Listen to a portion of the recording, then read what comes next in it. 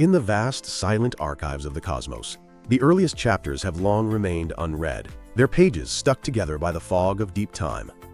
For decades, astronomers have stared into the abyss of the early universe, trying to reconcile a mathematical impossibility, which is the existence of supermassive black holes mere hundreds of millions of years after the Big Bang. Standard stellar evolution could not explain them, because the timeline was simply too short and the growth rates too slow. But recently, the James Webb Space Telescope has inadvertently unlocked a new room in this cosmic library. It has detected a specific, peculiar chemical signature emanating from the dawn of time, a chemical echo so distinct and extreme that it cannot be produced by any star known to modern science. This signature points to the existence of a long hypothesized but never before seen class of celestial monsters called Primordial Nitrogen Titans. These are not merely large stars.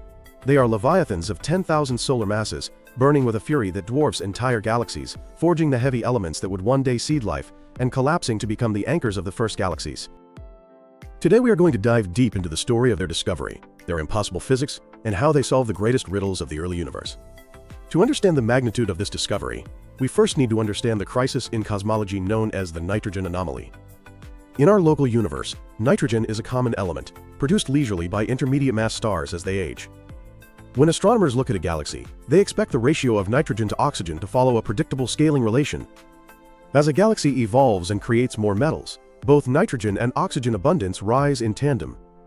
However, when the James Webb Telescope peered back to redshifts of roughly 10.6, specifically at a galaxy named GNZ11, and another at redshift 5.55 named GS3073, it found something that should NT exist. It saw galaxies that were chemically impossible by standard models. The galaxy GS3073, in particular, became the focal point of this mystery. Spectroscopic analysis revealed a supersolar nitrogen abundance. Specifically, the ratio of nitrogen to oxygen was astronomically high compared to what physics predicts. In the context of standard stellar physics, this is enormous, because standard stars produce oxygen primarily through Type II supernova explosions, with nitrogen being a secondary product. In the early universe, oxygen should vastly outweigh nitrogen. Initially, scientists suspected Wolf-Rayet stars, which are massive, windy stars known to shed nitrogen. However, Wolf-Rayet stars also shed massive amounts of carbon and oxygen, which effectively dilutes the nitrogen ratio. They simply cannot hit the high peaks observed in GS3073.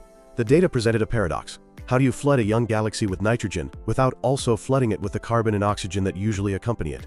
To do that, you need a pure nitrogen factory. You need a star that operates on a completely different set of rules. The solution, proposed by researchers including Devesh Nandal, Daniel Whalen, and Mark Gielis in late 2025, lies in the existence of supermassive stars, or primordial titans weighing between 1,000 and 10,000 times the mass of the Sun. It is important to clarify that these are not the population 3 stars of popular imagination, which were thought to be a few hundred solar masses. These are true monsters, objects so massive that they flirt with the stability limits of general relativity. The secret to their nitrogen production lies in their internal structure, which is radically different from a star like our Sun. The core of a nitrogen titan is a fusion engine of unimaginable pressure, burning helium to forge carbon and oxygen at a feverish pace. Surrounding this core is a massive shell of hydrogen. In a normal star, the CNO cycle, which stands for carbon, nitrogen, oxygen, is a side process. In a nitrogen titan, it is the main event. The carbon forged in the core diffuses outward into the hydrogen shell. There, temperatures are high enough to trigger the hot CNO cycle. In this cycle, the star acts as a catalytic converter. It takes the carbon and oxygen and ruthlessly converts them into nitrogen-14. Crucially, these stars are fully convective. Picture a pot of boiling water, rather than a solid layered onion. Giant currents of plasma dredge this newly minted nitrogen up from the depths and transport it to the surface while pushing fresh fuel down. This dredge-up continuously enriches the surface with nitrogen while keeping the oxygen locked away or converted. The resulting chemical echo matches the telescope observations perfectly. We see extreme nitrogen because the star pumps out massive amounts of nitrogen-14. We see depleted oxygen because the oxygen is consumed to make the nitrogen. And the models predict unique ratios of carbon-12 to carbon-13, a signature that acts as a DNA match for this specific stellar type. When these stars shed their mass via terrifyingly strong stellar winds or during their final explosive death, they pollute their host galaxy with this distinct nitrogen-pure mix. But this leads us to the next massive question. How does nature build a star 10,000 times the mass of the Sun? For decades, the Eddington limit was thought to prevent this.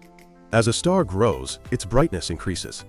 Eventually, the outward pressure of its own light becomes so strong that it blows away any infalling gas, halting growth. Standard theory capped star size around 150 to 300 solar masses. To form a Titan, the universe had to cheat the limit. The mechanism is known as the inertial inflow model. In the chaotic environment of the early universe, known as the cosmic dawn, gas clouds were not calm pools, they were turbulent storms. The inertial inflow model suggests that in the densest centers of these clouds, gas wasn't just falling in, it was being driven in by supersonic flows. These streams of cold gas strike the protostar with such momentum that they crush through the radiation barrier. The accretion rate, which is the speed at which the star eats, becomes astronomical, potentially reaching 1 solar mass per year. That means the star is consuming an entire sun's worth of mass every single year. The star grows faster than it can radiate the energy away.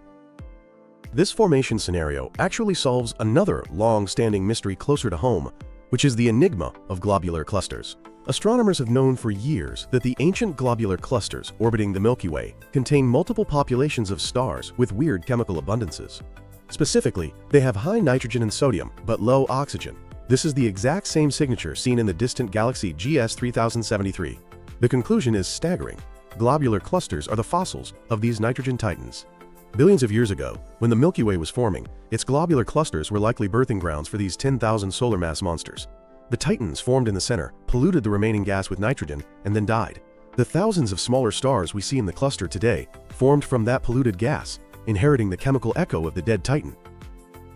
Now, we must discuss the death of such a giant. A star with the mass of 10,000 suns lives life in the fast lane. Its lifespan is measured not in billions of years, but in mere millions, perhaps as short as 2 million years. When the fuel runs out, the end is catastrophic and inevitable. But unlike a normal star that leaves behind a neutron star or a small black hole, a nitrogen titan has a darker destiny. Because of their immense gravity, these stars are the primary candidates for the direct collapse scenario. The core collapses so quickly and with such mass that a supernova explosion may not even be able to break out. Instead, the entire star implodes, vanishing almost instantly. What is left behind is an intermediate mass black hole, a single black hole weighing thousands of solar masses. This provides the missing link for supermassive black holes. This solves the quasar mystery. The problem has always been that if you start with a 10 solar mass black hole from a normal star, it takes billions of years to grow into a billion solar mass quasar. There isn't enough time in the early universe for that growth to happen, but the Titan solution changes the math. If you start with a 10,000 solar mass black hole seed from a nitrogen titan, you have a massive head start. These seeds can merge and accrete gas rapidly enough to become the supermassive monsters the James Webb Telescope sees at the edge of time. Thus, the nitrogen titans are not just chemical factories, they are the mothers of the supermassive black holes that anchor all modern galaxies, including our own. We are currently living through the era of verification for this hypothesis. The detection of GS 3073 was just the opening salvo. Astronomers are now combing through deep field data for more nitrogen-loud galaxies. They are looking for the turnover point, trying to find the upper and lower mass limits of these stars by analyzing slight variations in the nitrogen to oxygen ratio in different galaxies. They are looking for helium-2 emission lines, which are ionized helium lines that indicate incredibly hot surface temperatures exceeding 100,000 Kelvin, a hallmark of these massive objects. And looking further ahead, future observatories like LISA, the Laser Interferometer Space Antenna, will listen for the ringing of these massive black hole seeds merging. If the Titan hypothesis is correct, the universe should be humming with the mergers of 10,000 solar mass black holes from this epoch. The discovery of the chemical echo of 10,000 sun stars rewrites the narrative of the cosmic dawn. It changes the early universe from a place of slow, gradual lighting to an arena of violent, gargantuan processes. We now know that before the familiar stars of the night sky existed, there was a generation of titans. They were the alchemists of the void, turning the primordial hydrogen of the Big Bang into the nitrogen that makes up our atmosphere and the DNA in our cells. They lived fast, died spectacularly, and left behind the black holes that hold our galaxy together. The nitrogen in the air you breathe right now may well be the exhaust plume of a 10,000 sun monster that burned and died 13 billion years ago. We are, quite literally, the children of Titans.